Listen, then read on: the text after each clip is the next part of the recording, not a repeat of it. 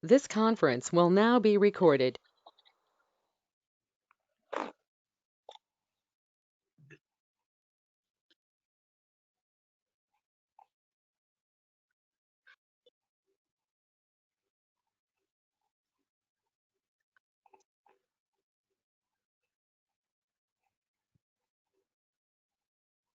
So today we are going to discuss about gravitation.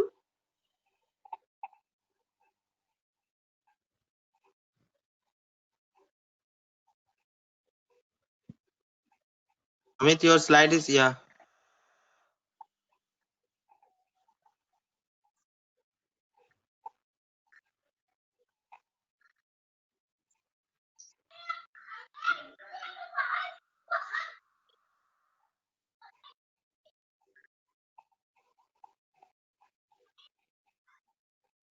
Okay, ma'am.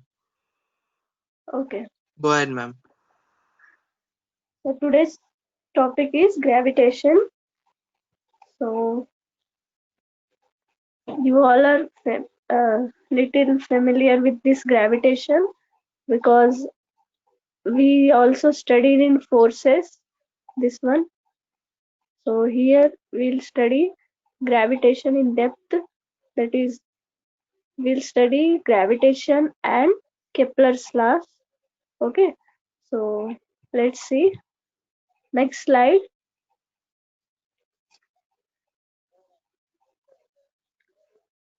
So this is the introduction of your gravitation. So gravitation or gravity. This is nothing but force of attraction between two bodies. Okay. So it is first observed by Sir Isaac Newton. Okay.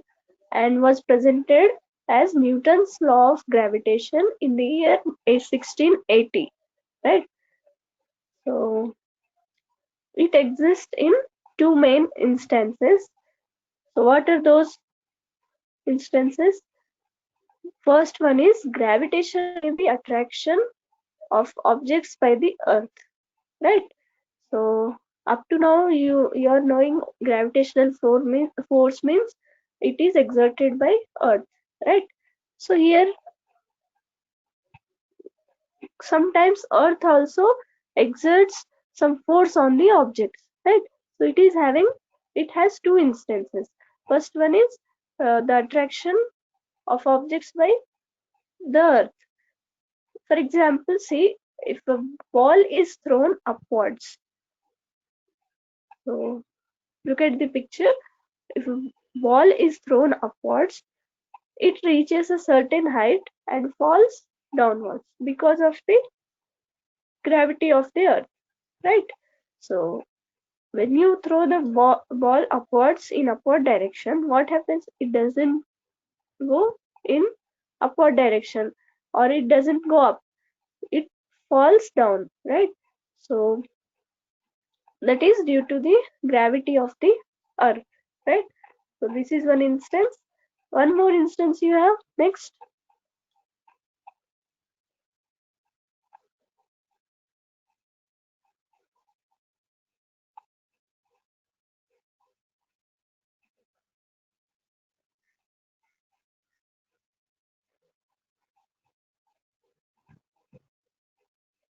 Next, please.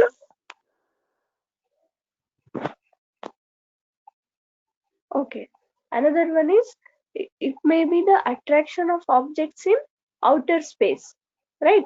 So, for example, see, outer space means force of attraction between the other planets and the sun. So, gravitation may also occur in the outer space, right? So, how this is nothing but the force of attraction between the other planets and the sun, right? So planets are in outer space, so will they fall? No. So they are also having some gravitation with the space, right? So this is the second instance, and example is the attraction between the planets and the sun, right? Okay, next. So what is gravitational force? So gravitation means we are saying that it is the force of attraction between the two objects. So what is gravitational force mean then? So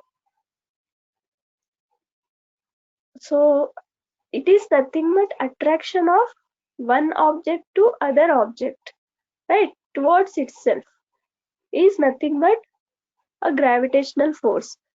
So we can say it is gravitation is a study of interaction between two masses. So when two bodies are attracting each other, they are having some masses. So that's the reason we are saying that it is nothing but the study of the interaction between two masses, right? So see, out of the two masses, the heavier one is, so two masses means sometimes they may be same, sometimes one mass is heavier than another mass, right? So the heavier mass we call it as source mass, and the lighter one is known as test mass, right? So these are two masses. Now next point, see, it is a central force which depends only on the position of test mass from the source mass and always acts along the line joining the center of the two masses. So this point meaning is gravitational force where it exists at the center, right? Suppose two masses are there, one is source mass and another one is heavier mass.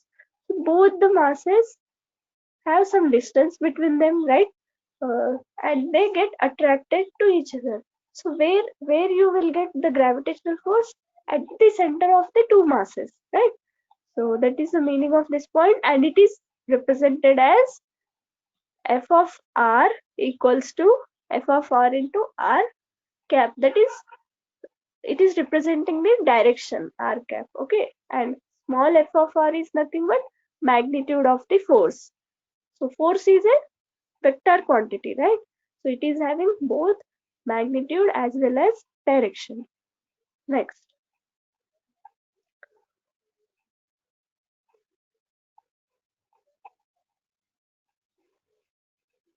so Newton's law of gravitation. So gravitation, this which type of gravitation it is? Newton's law of gravitation. See the definition. Uh, According to Newton's law of gravitation, every particle in the universe attracts every other particle with a force whose magnitude is, see, the magnitude of the force is directly proportional to the product of their masses and inversely proportional to the square of the distance between their center, or square of the distance between two masses, we can say, right? So force, magnitude of force, that is F, is directly proportional to product of both the masses, that is m1 into m2, and inversely means F is inversely proportional to R square, right?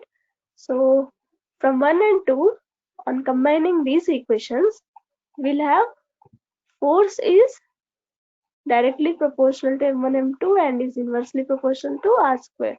By combining, we'll be having G as proportionality constant, right? Otherwise, we can write it as small f of r equals to g m1 m2 by r square. Magnitude, f of r is what? Magnitude of the force, or capital of F also sometimes we can write. Okay, so small r is what? That is representing the position of the bodies, right? So next,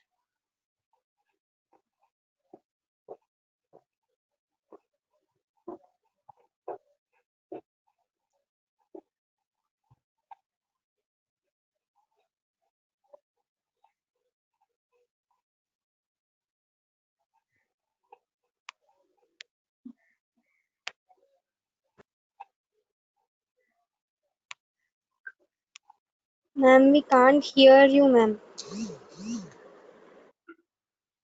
yes, hello. Yes, ma'am. Okay, ma'am. Carry on. Yes, I was not speaking at that time. See, the Yeah. next slide is not here. It is not visible for me. Yes, ma'am. It is due to connection issue, ma'am. Let's wait for 1 or 2 minutes. Okay, okay.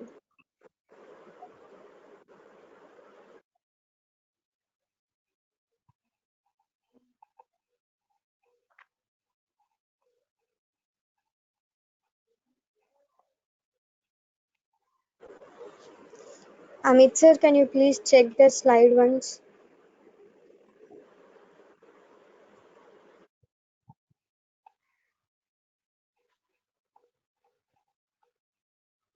Okay.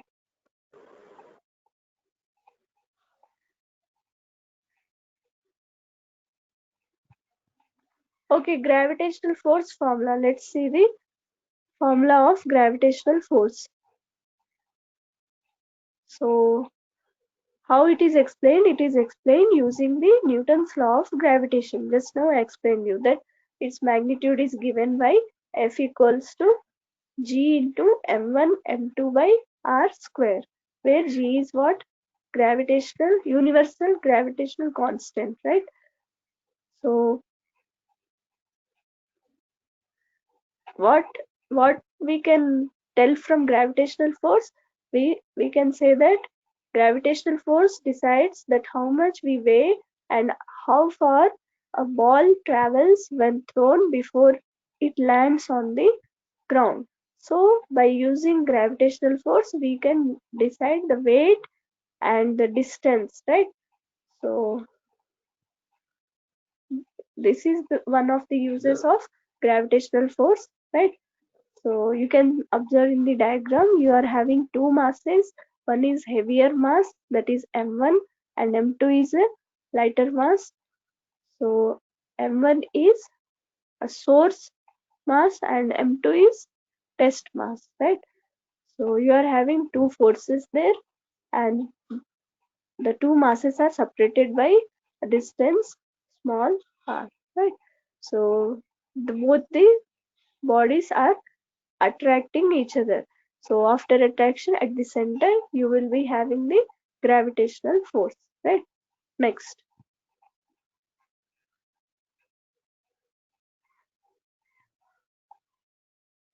So we can say according to Newton's law of gravitation. So just now I told you in previous slide. So what according to Newton's law of gravitation, what we can say, every particle, each and every particle in the universe may attract the other particles, right? So with a force, and that force is directly proportional to the product of their masses and inversely proportional to the square of the distance between them, right? So mathematical representation is F equals to G into m1 m2 by r square. Okay, next.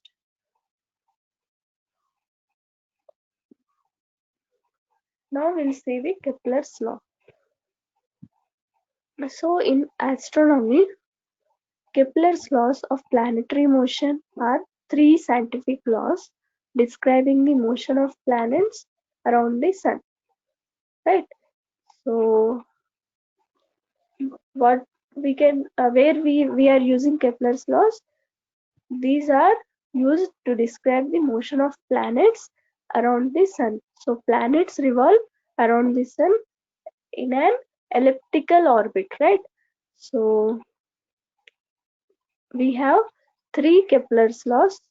First one is it, it is about law of orbits, and second law is law of equal areas, and Kepler's third law we have, that is law of periods, right?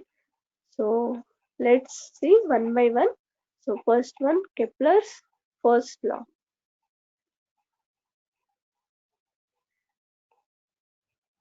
So the Kepler's first law is what? The law of orbits.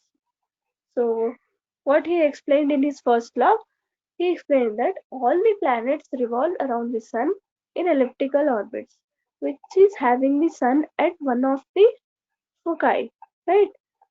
So foci is what? It is nothing but focus points, right? So two focus points inside the that eclipse we can say, right? So foci is actually, this is a plural of focus points. So you are having two focus points here, right? So we are calling it as foci. So the point at which the planet is close to the sun is known as perihelion, and the point at which the planet is farther from the sun is known as aphelion, right? So see, you are having two terms here, aphelion and perihelion. So in Kepler's laws, you will be having these words, um, important one. So based on these only, you will be deciding the position of the planets. Okay. So when the point at which the planet is close to the sun. So any planet you can consider, Mercury or Venus or any planet if you consider which is close to the sun, right? So that at that point, what we are calling that point as perihelion. And suppose the same planet like Mercury is farther from the sun, right? So it is known as aphelion, right? It is the characteristics of an ellipse that the sum of the distances of any planet from two foci is constant. So see here, you are having sun here, ellipse you can observe from the picture. So there the 2 points B and C. So the distance is always the planet, the distances are of any planet from the two foci is constant. They are always constant. So the elliptical orbit of a planet is responsible for the occurrence of seasons. Other words, you can also say that revolution, right? This is what revolution. So the revolution of the earth. So elliptical orbit of planet is responsible for the occurrence of seasons. Also we know that the revolution of earth causes the season, right? So this is one example for Kepler's first law. So earth's revolution is how many days? That is 365 days. And what about rotation of earth? So rotation of earth is 1 day, that is 24 hours. Rotation of earth causes day and night, but the revolution of earth causes the seasons, right?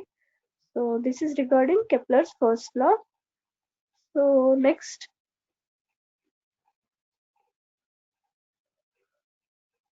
Kepler's second law. This is nothing but law of equal areas. Here, as the orbit is not circular, the planet's kinetic energy is not constant in its path. So which type of planet you are taking? It is, sorry, which type of orbit? The orbit is elliptical, means it is not circular. So if aphelion and perihelion both are equal, okay, if both the points are at the same place, then you can say that it is a circle. Then your ellipse becomes circle. But as it is an ellipse, it is an ellipse. So what happened here? So orbit is not a circular orbit. Planet's kinetic energy is not constant. So as it is moving, right, continuously revolving means there is a change in the position, and other words you can say you are having motion of planets. So wherever you are having motion means you will have kinetic energy.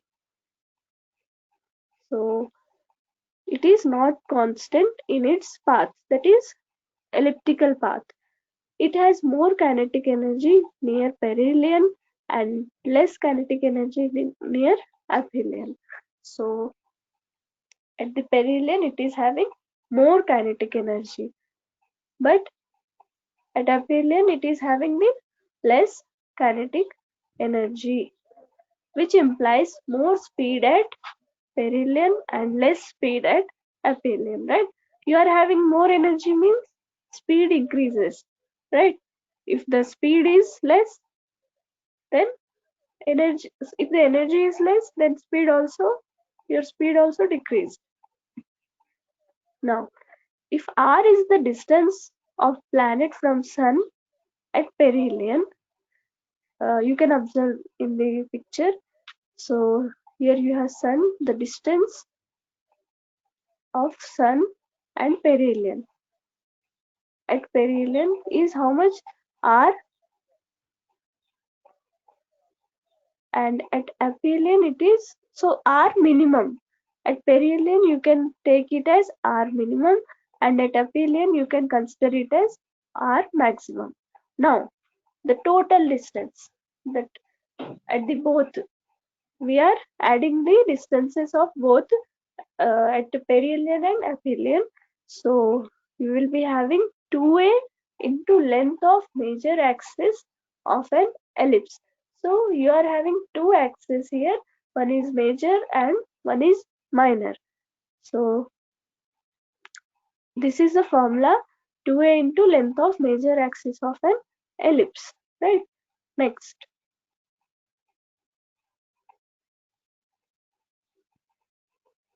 So this is what the law of equal areas, right? So see here, some of the imaginary lines are drawn from the sun. So in the middle you are having sun. From the sun, so many imaginary lines are drawn where to the planet, any planet. So what happens there? Sweeps out equal areas in equal amounts of time. So there you will be having the equal areas in equal time, right? So this is what your Kepler's second law, where you will be having equal areas.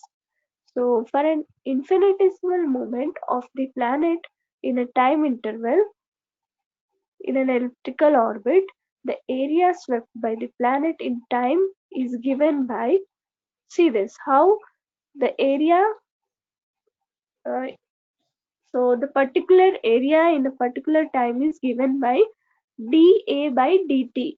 So small amount of area, that is small area, or you can say area element, dA by small amount of time, so dt. So area means here you are having half into r into v dt, right? So while integration of d by dt of dt is how much? It is 1. So remaining you will be having half into r into v, right? V is what? Velocity of the planet, right? Next.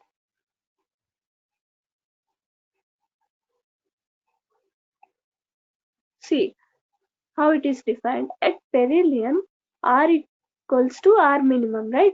So v is maximum. As the distance is minimum, but velocity you will be having the more, maximum. So there you can write that half into r minimum into v maximum. So m into v maximum. So what happens here? You are dividing and multiplying with m, right? So you are multiplying with m means m into v into r divided by 2 into m. Here m is dividing. Okay. So the final answer you will be getting, that is L by 2m. So that is m into v into r. That is what? that is angular momentum MVR equals to L. Angular momentum is represented by L.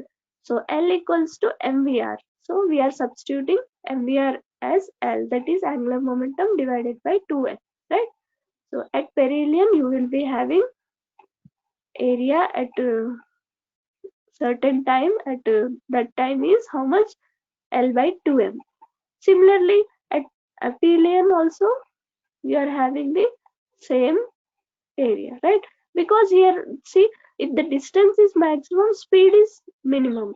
So here you are getting the distance and speed balanced. So speed or velocity we can say. So that's why they both the at aphelion and perihelion we are having the same area at a certain times, right? So Kepler's second law states that aerial velocity of a planet revolving around the sun in elliptical orbit remains constant, which implies the angular momentum of the planet remains constant. So what happens if the aerial velocity, which is revolving around the sun, okay, remains constant? Means if aerial velocity is constant, then angular momentum also constant. See, MVR equals to L, right? So, or L equals to MVR. If V is constant, so R is distance is constant, right? Mass, it is also constant. The total angular momentum remains constant. So that's the meaning of that point, right? So as the velocity of the planet is constant, angular momentum also constant. So why we are considering angular momentum here?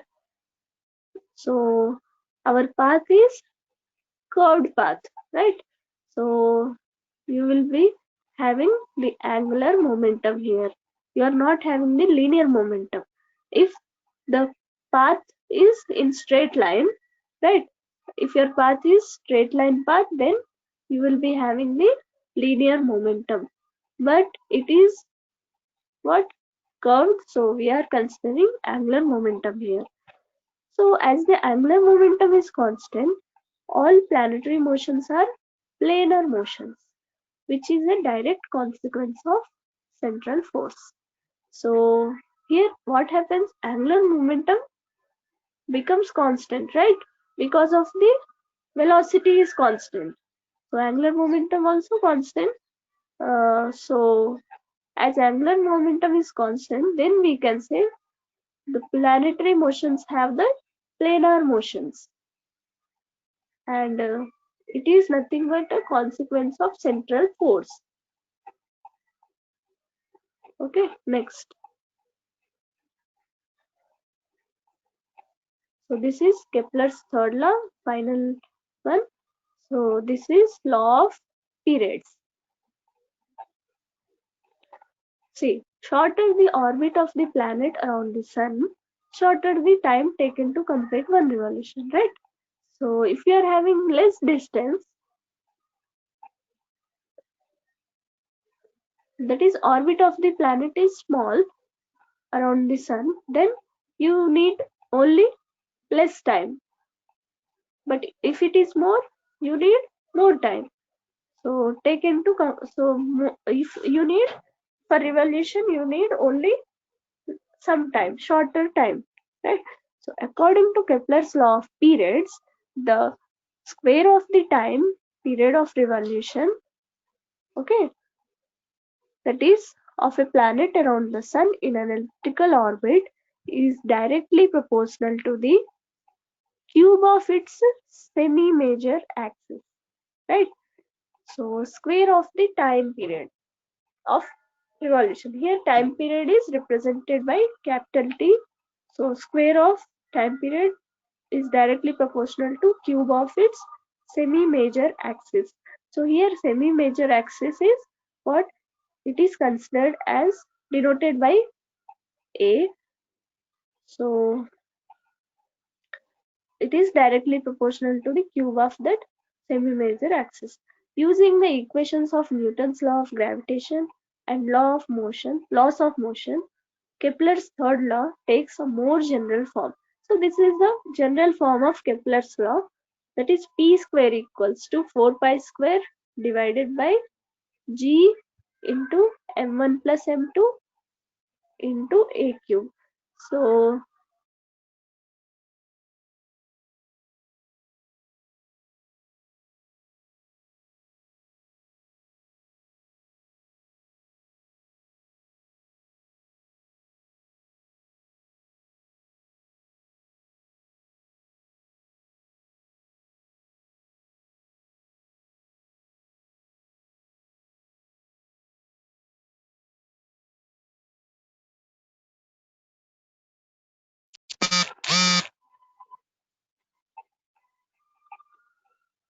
next please. Okay. See, for in order to solve some problems, or this third law is more important for problem solving, and this is the important formula of third law, right? So by using this formula, we can solve number of problems, numericals we can do. So this is important formula, that is t square equals to, so before one, that one is general formula, right? And this one is the formula used to solve the numericals, that is t square equals to 4 pi square by g into m into a cube. Okay, which can simply expressed as t square equals to a cube. So 4 pi square by gm is, these are constant terms. So g is gravitational, universal gravitational constant, and m is mass, and 4 pi square is constant. So see units of these expressions. So t, that is time period, it is expressed in, because it is a time period of revolution, so it is expressed in earth years. A is what? Astronomical units. That is A equals to 1 astronomical unit for earth. And M is solar mass, solar masses, and then 4 pi square by G equals to 1. So universal gravitational constant value, if you substitute here, okay, and pi value, then you will be having equals to, you will get equals to unity, that is 1. So this is important formula in order to solve the numericals. So in this slide, I am not giving you any numericals. So in the next slide, I will be explaining you the numericals related to Kepler's third law. Right. So up to here completed. Thank you all for attending. Thank you.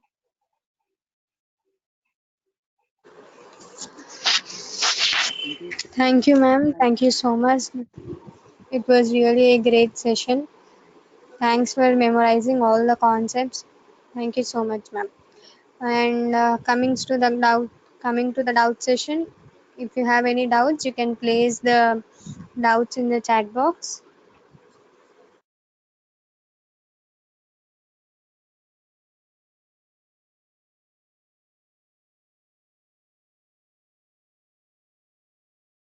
Anyone, if you are having any doubts regarding this topic, you can place the doubts in the chat box.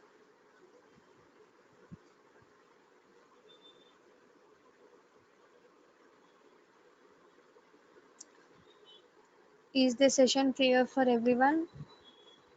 If it is clear, please comment yes in the comment section.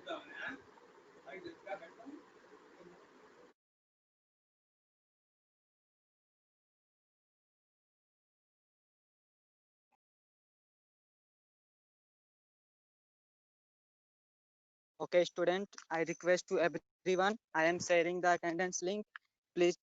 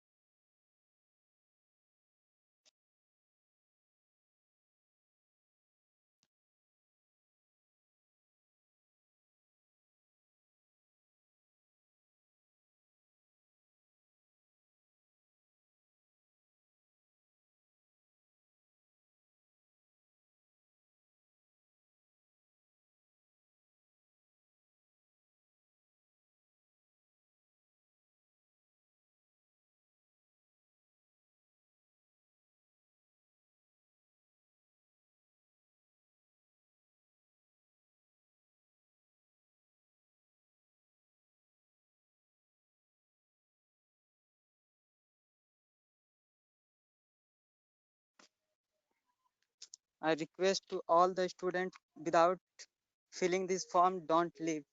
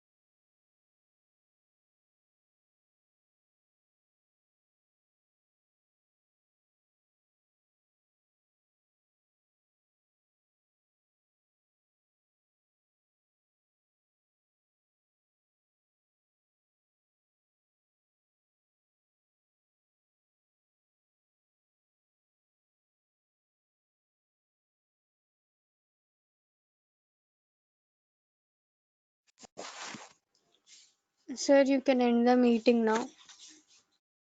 Okay.